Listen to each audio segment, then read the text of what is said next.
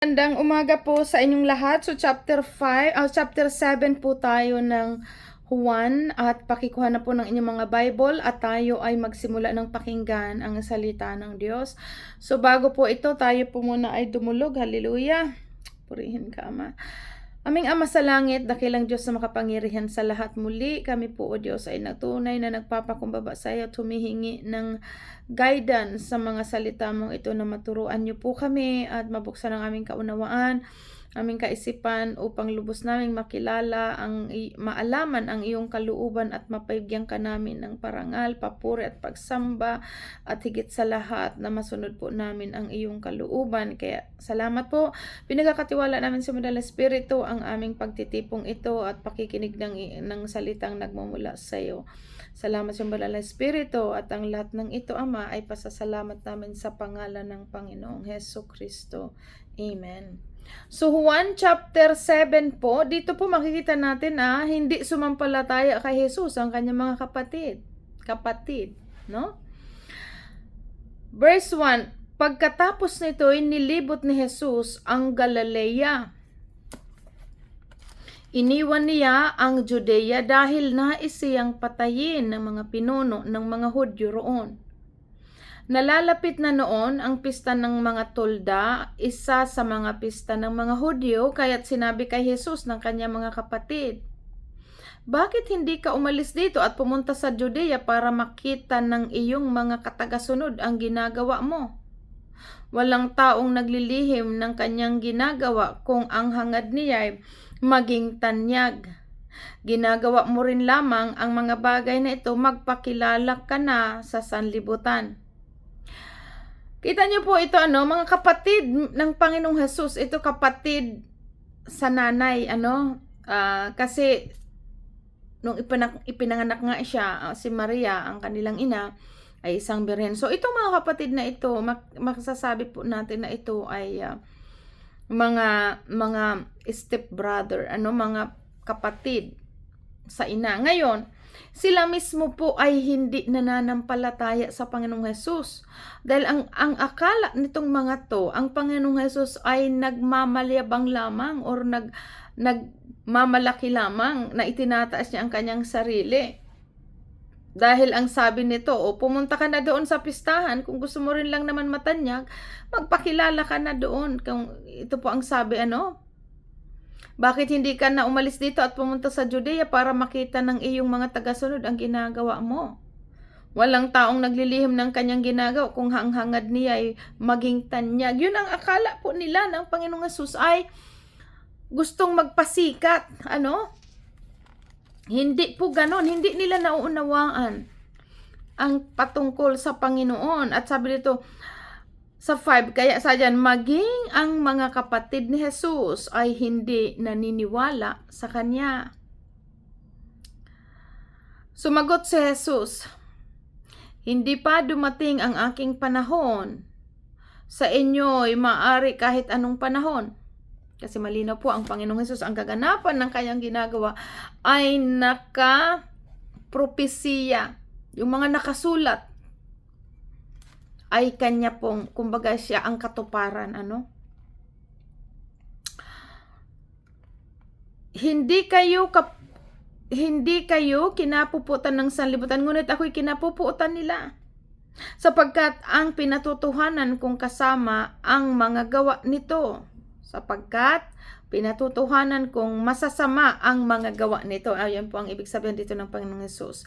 Nagagalit sa kanya itong mga Hudyo kasi sabi ng Panginoong Hesus kasi pinapatutuhanan niyang mga mali ang gawa nila. Kasi nga, tinutumbok ng Panginoong Hesus ang mga maling gawang mga mapagpaimbabaw nitong mga Hudyong ito. Kaya galit na galit sila sa Panginoong Hesus.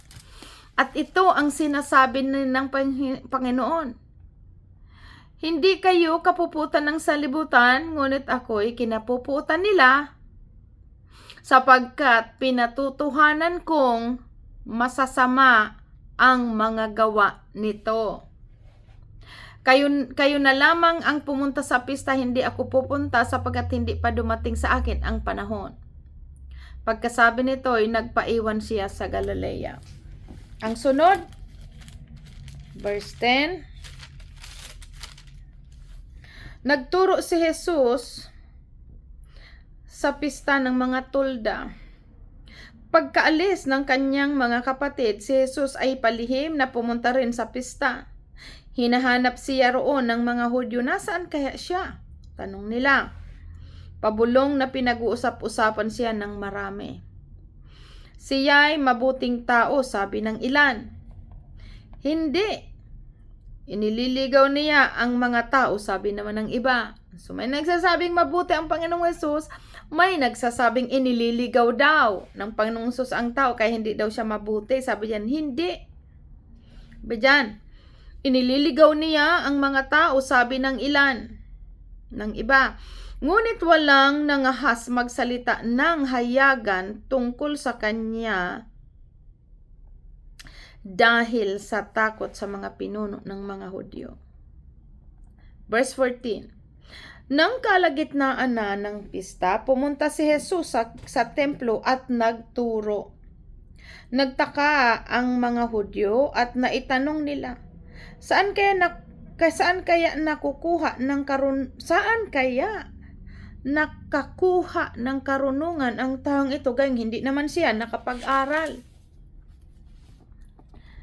Kasi po, ang pangangaral ng Panginoong Hesus talagang may kapangyarihan, ano?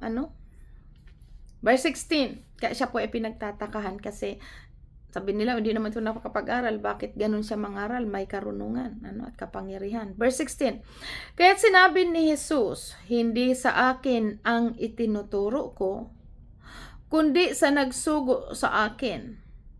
Kung talagang nais ninumang sumunod sa kalooban ng Diyos, malalaman niya kung ang itinuturo ko'y mula nga sa Diyos, o kung ang sinasabi ko ay galing lang sa akin. Totoo po yun, madidiscern mo ang taong kung ang nagsasalita, ang sinasabi niya ay galing sa Diyos. Kasi katulad po nitong mga dalubhasa sa kautusan, itong hawak nila ang kasulatan.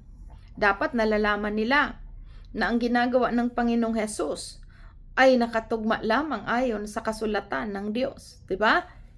Pero ayaw nga nilang paniwalaan dyan .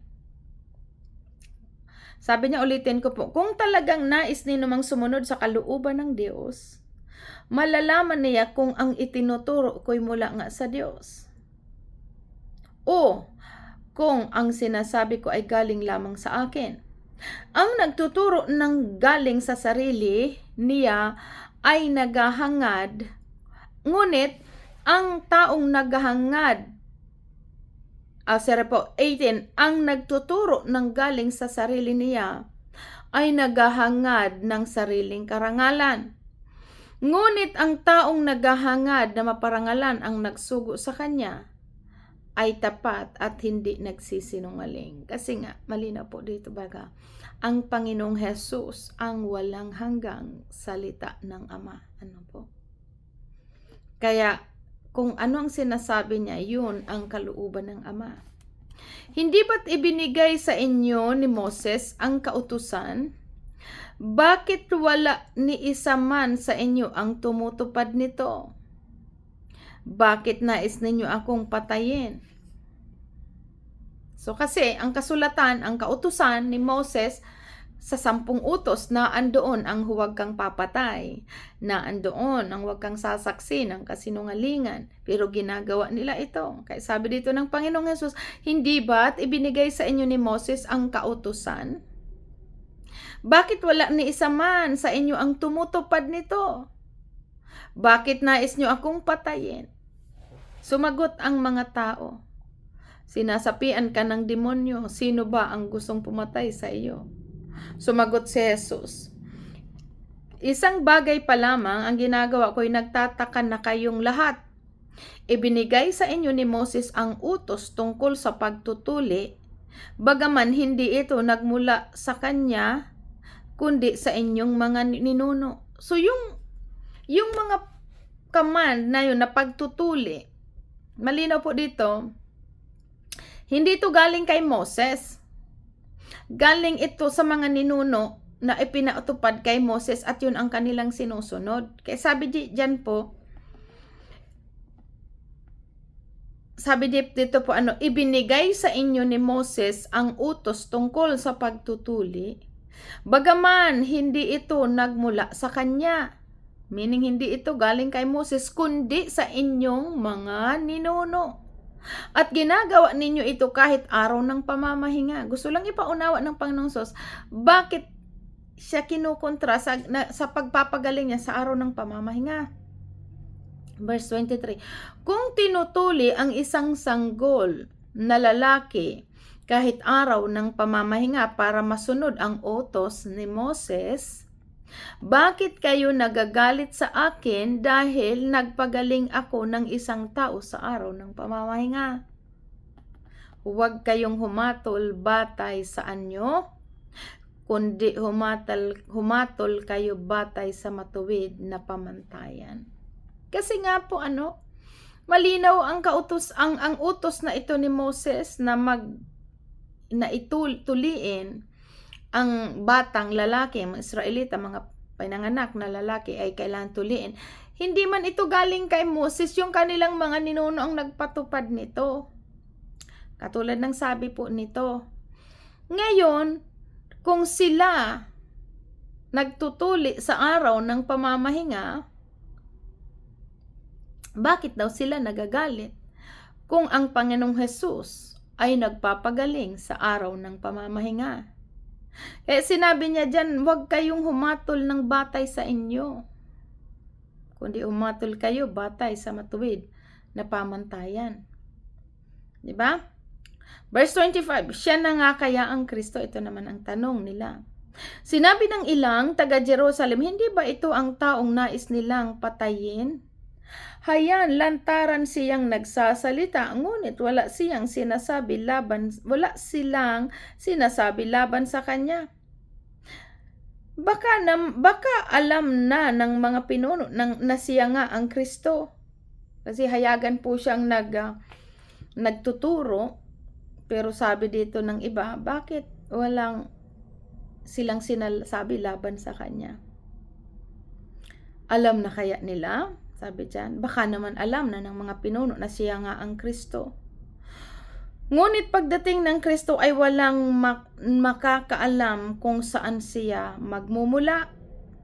Subalit ang alam natin kung saan nagmula ang taong ito. Kita niyo po ito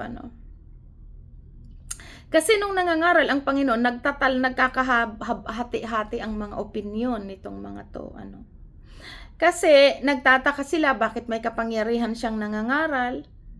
Sabi dyan, kaya sabi niya baka siya na nga ang Kristo. Pero sabi ng iba, sabi dyan, ngunit walang, sabi dito sa 27, ngunit pagdating ng Kristo ay walang makakaalam kung saan siya magmumula. Subalit alam natin kung saan nagmula ang taong ito. Kasi nga nakatingin sila kay Maria, anak ni Jose. Ayan, dyan sila nakatingin. Yun ang tingin ng iba. Although nagtataka na sila, bakit saan siya kumukuha ng karunungan? Pero ang question nila, ang sabi daw ng kasulatan, walang nakakaalam kung saan at kailan, 'di ba? At saan manggagaling. Subalit ito alam natin kung saan galing. Galing siya, 'di ba? Sa Judea. Kaya sabi diyan, kahit habang si Jesus ay nagtuturo sa templo, sumigaw siya, "Ako ba'y talagang kilala ninyo? Alam nga ba ninyo kung saan ako nagmula? Hindi ako naparito dahil sa aking sariling kagustuhan lamang. Karapat-dapat paniwalaan ang nagsugo sa akin. Hindi ninyo siya nakikilala, ngunit nakikilala ko siya sapagkat sa kanya ako nagmula at siya ang nagsugo sa akin." Nais na siyang dakpin ng ilang naroroon, ngunit walang nangaha sapagkat hindi na pa dumating ang kanyang panahon. So yun po ang dahilan na bakit yung kanyang pagpatay or dakip sa kanya ay hindi nangyayari kasi hindi pa yun ang nakatakda na araw at oras. Kasi nangyayari lamang kung ano ang nakalsulat sa propesiya at yun ang nagaganap. Verse 31, marami sa mga tao ang naniwala sa kanya. Ang sabi nila, pagparito ng Kristo, gagawa kaya siya ng mas marami pang himala higit kaysa ginagawa ng taong ito? Ayan. Next, 32. Nag-utos ang mga Parisiyo na dakpin si Jesus.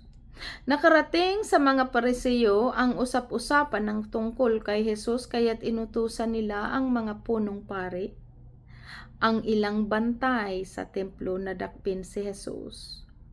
Sinabi ni Jesus, makakasama pa ninyo ako ng kaunting panahon at babalik na ako sa nagsugo sa akin. Hahanapin ninyo ako, ngunit hindi niyo ako makikita sapagkat hindi kayo makakapunta sa pupuntahan ko. Nag-usap-usap ang mga Hudyo, saan kaya pupunta ang taong ito at hindi raw natin siya makikita? Pupunta kaya siya sa ating mga kababayang napadpad sa lupain ng mga Griego upang magturo sa kanila?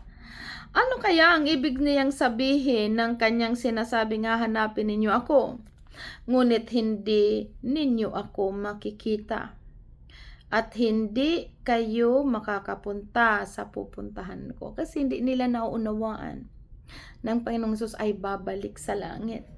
After siya pong ipapatay, muli siyang mabubuhay at saka aakyat sa langit. Verse 37, daloy ng tubig na nagbibigay buhay. Ito po yung laging natin ng daloy ng tubig na nagbibigay buhay, which is ang tinutukoy ang Banal na Espiritu. Sa kahuli-hulihan at pinakatanging araw ng pista, tumayo si Jesus at nagsalita ng malakas. Kayong mga nauuhaw ay lumapit sa akin at uminom. Ang sumasampalataya sa akin ayon sa sinabi ng kasulatan. Kita niyo po ito, sumasampalataya sa Panginoong Hesus ayon sa sinasabi ng kasulatan. Dahil malinaw, hindi siya nagpapahayag na hindi galing sa kasulatan. Sabi diyan, kayong mga nauuhaw ay lumapit sa akin at uminom. Ang sumasampalataya sa akin ayon sa sinasabi ng kasulatan, mula sa kanyang puso ay dadaloy ang tubig na nagbibigay buhay. Yung sumasampalataya po sa Panginoong Hesus ayon sa sinasabi sa kasulatan, sabi diyan, mula sa kanyang puso ay dadaloy ang tubig na nagbibigay buhay. Yan yung tinuro nung isang araw patungkol siya ang tinapay na nagbibigay buhay. At dito papaunawa ang tubig na nagbibigay buhay. Ang tinutukoy niya ay ang espiritong tatanggapin ng mga sumasampalataya sa kanya. Yung Holy Spirit po, the fruits of the Holy Spirit, ito ang tinanggap natin nung tanggapin natin ang Panginoong Hesus sa ating puso. At ito ang sabi niya, mula sa kanyang puso ay dadaloy ang tubig na nagbibigay buhay. Ang tinutukoy niya ang espiritong tatanggapin ng mga sumasampalataya sa kanya. Sapagkat hindi pa naipagkakalob noon ang espiritu dahil si Jesus ay hindi pa niluwalhati. Kaya malinaw po hindi pa sa kanila na ipagkaloob yun kasi ang Panginoong Hesus ay hindi pa niluwalhati. Ayan. Kaya makikita po natin ang mangyari ito nung pagbaba ng Holy Spirit ng Panginoong Hesus after na umakyat sa langit, na sabi niya doon, hindi ko kayo iiwanang nag-iisa, subalit sa aking pag-akyat bababa ang Espiritu ng Diyos, at yun ang magtuturo at magpapaalala sa inyo, sabi niya doon. Nagtalo-talo ang mga tao tungkol kay Kristo. Sinabi ng ilang nakarinig sa kanya, tunay nga kung ito ang propetang hinihintay natin. Siya na nga ang Kristo, sabi naman ng iba. Ngunit may nagsasabi ring maari bang magmula sa Galilea ang Kristo. So hati, naging hati yung kanilang kaunan. Dahil sa namamarami ang pagkamangha sa karunungan at ang sinasabi ng Panginoong Hesus, may mga naniniwala at meron namang hindi. Kasi ang nakatingin sila dito, sabi dito po, ngunit may nagsabi rin, maaari bang magmula sa Galilea ang Kristo? Di ba hindi? 42. Hindi ba sinabi sa kasulatan na ang Kristo ay magmumula sa lipi ni David at ipanganganak sa Bethlehem na bayan ni David? Kita niyo po. So may naniniwala, mayroong hindi kasi may naniniwala sa kanya kasi ayon sa kasulatan, ang Kristo ay magmumula sa lipi ni David. At si Maria nga at si Jose ay mula sa lipi ni David. At ang Panginoong Hesus nga nagtutugma doon sa nakasulatan na ang Kristo ay magmumula, ay ipanganganak sa Bethlehem. Napakalinaw, kaya ito po, napakalinaw, kaya itong sinasabi ng Panginoong Hesus, magagaling itong mga tagapagturo sa kautos. Tagapagturo ay dalubhasa sila, pero hindi nila nauunawaan na ang binabase nila, yun na yung nangyayari sa Panginoon, na siya na yun. Siya na yun, kasi nakatukoy na ang Kristo ay magmumula sa lahi ni David. At ipanganganak din sa Bethlehem. At tingnan niyo po, pareho sila si David at ang Panginoong Hesus ay ipinanganak pareho sa Bethlehem. At si Maria at si Jose ay galing sa lahi lipi ni David ng mga sa Judea, mga lahi ng Juda. Kaya ito malinaw dito, kay may naniniwala kasi may nagsabi dito, hindi ba sinasabi sa kasulatan na ang Kristo ay magmumula sa lipi ni David at ipanganganak sa Bethlehem na bayan ni David? Walang iba po na pinanganak na lalaki. At isa pang doon yung tala na nandoon din sa kasulatan. May lumitaw na tala. Nasabi doon kung nasaan ang tala, naandoon, puntahan ninyo, naandoon, isinilang ang sanggol na bata. At ito nga, magmula pa si Maria ay birhen, nung siya po ay nagbuntis sa pamamagitan nga ng Espiritu. Kaya dito napakalinaw nito, talagang kailangan unawain ang Biblia po, kailangan na maintindihan ito dahil maraming naniniwala ang Panginoong Hesus ay hindi si Kristo. Tao lang. Pero ang linaw dito, nagkatawang tao. Pero siya ang tinutukoy ng kasulatan. Napakalinaw po 43. Nagkaroon ng pagkabahabahagi sa mga tao dahil sa kanya. Gusto ng iba na dakpin siya, ngunit wala namang nangahas na humuli sa kanya. May naniniwala, may hindi. Pero ito malinaw po dito ang sabi ng Panginoon sa mga sumasampalataya sa kanya. Sabi diyan, mula sa kanyang puso ay dadaloy ang tubig na nagbibigay buhay. Ang tinutukoy ang Banal na Espiritu na magpapakilala or magtuturo sa mga taong nananalig katulad po natin. Binibigyan tayo ng kaunawaan ng nagtuturo sa atin ang Holy Spirit at napakalinaw po dito ang Panginoong Hesus ang Kristo. Kasi nasubaybayan natin ang kasaysayan sa paulit-ulit nating pagbabasa.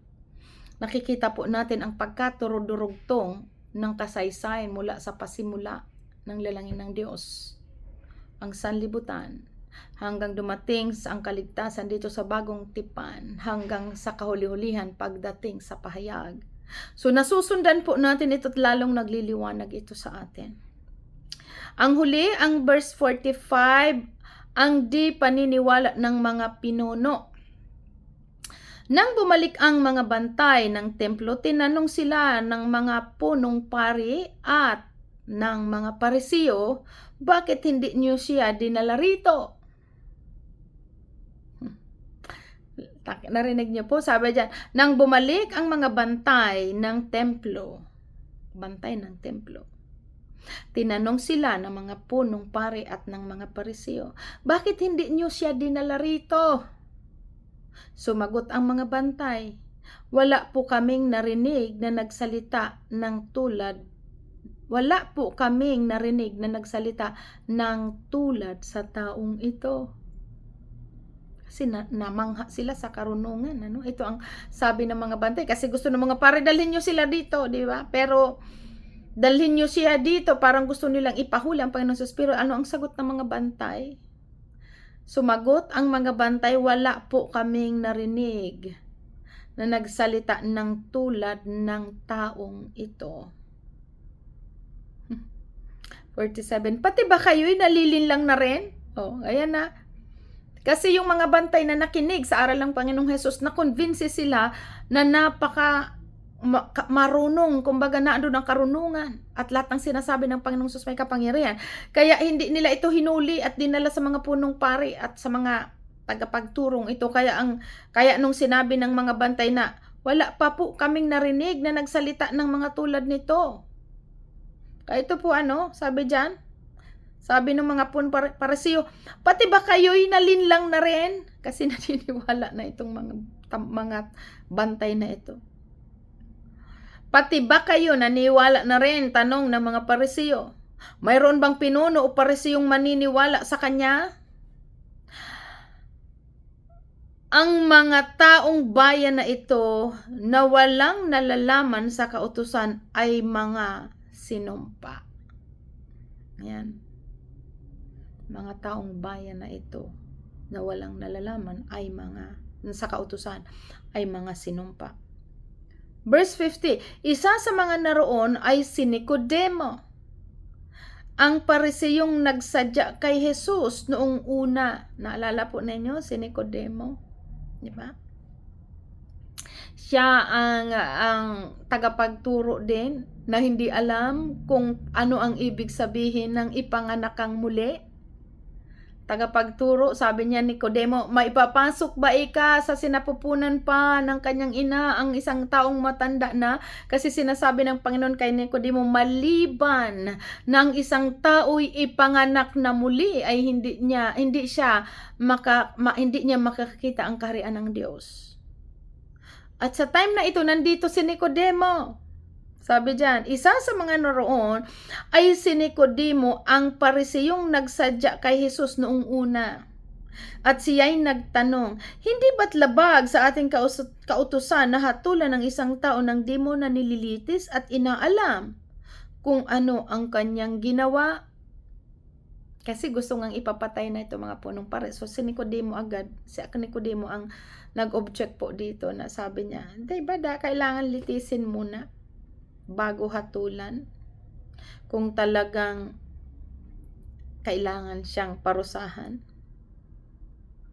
Sabi dito hindi ba't labag sa ating kautusan na hatulan ang isang tao nang di mo na nililitis at inaalam kung ano ang kanyang ginawa? Sumagot sila, ikaw ba'y taga-Galilea rin? Saliksikin mo ang kasulatan at makikita mong walang propetang magmumula sa Galilea. Kasi nga, si Nicodemo, naunawaan niya yung pinaliwanag niya nung naka-encounter niya ang Panginoon sa pinaliwanagan siya doon sa chapter 3 po nito ng patungkol sa kailangang maipanganak na muli ang isang tao sa espiritu. So iyan po, kaya iyan ang tanong nila, parang inaano po siya nitong mga pinunong ito. Na sinabi kay Nicodemo, ikaw ba'y taga-Galilea rin? Saliksikin mo ang kasulatan at makikita mong walang propetang magmumula sa Galilea. Kasi doon sila nakatingin ng Panginoong Hesus ay lumaki sa Galilea, mula saan ka ni Maria at Jose, pero talaga pong hindi nila naunawaan kahit paalam nasa kanila ang kasulatan, hindi nila naunawaan ang salita dahil sa kanilang mga pusong maitim po, ano, mga masasama. At ayan po. Okay, so dyan po tayo magtatapos. Salamat sa Diyos sa kanyang salita at unti-unting pagpapaunawa sa atin ang mensaheng ito at tuloy-tuloy at chapter 7, diretso ang ating pagbabasa upang lubos nating naunawaan ang salita ng Diyos. God bless everybody. Hanggang sa linggo, pagpalain po tayo ng Diyos sa bawat araw at bawat sandali ng ating buhay. Siya ang may taas sa ating mga buhay. Amen. God bless. Bye-bye.